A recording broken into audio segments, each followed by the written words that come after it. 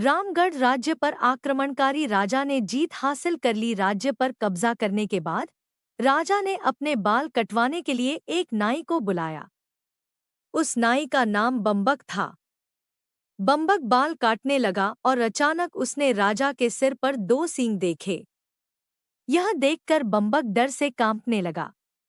राजा ने तुरंत स्थिति को समझ लिया और बम्बक को धमकाते हुए कहा, यदि तुमने किसी को भी मेरे सींगों के बारे में बताया तो तुम्हारे परिवार में कोई नहीं बचेगा। बम्बक ने राजा से वादा किया कि वह इस राज को किसी से नहीं कहेगा और अपने घर लौट आया। लेकिन बम्बक के लिए यह राज पचाना मुश्किल हो गया और उसके पेट में दर्द और सूजन होने लगी। राज को छुपाए रखने की कोशिश में वह बेचैन रहने लगा।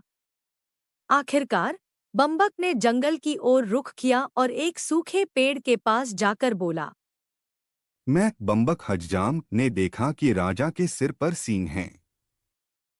इतना कहते ही बम्बक का पेट सामान्य हो गया और उसने राहत की सांस ली।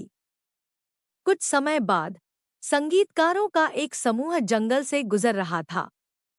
उन्होंने सूखे पेड़ को देखा और उसे काटकर ढोलक, तबला, सारंगी जैसे वाद्य यंत्र बना लिए। संगीतकारों का मुखिया राजा से मिला और एक संगीत रात्रि के आयोजन की प्रार्थना की। राजा तैयार हो गया। संगीत रात्रि के दौरान जब सारंगी बजाई गई तो उसकी धुन में सुनाई दिया, राजा के दो सींग। तबला बजने पर सुनाई दिया, कौन कहा, कौन कहा। और ढोलक बजने पर सुनाई दिया, बम्बक हज्जाम कहा, बम्बक हज्जाम कहा।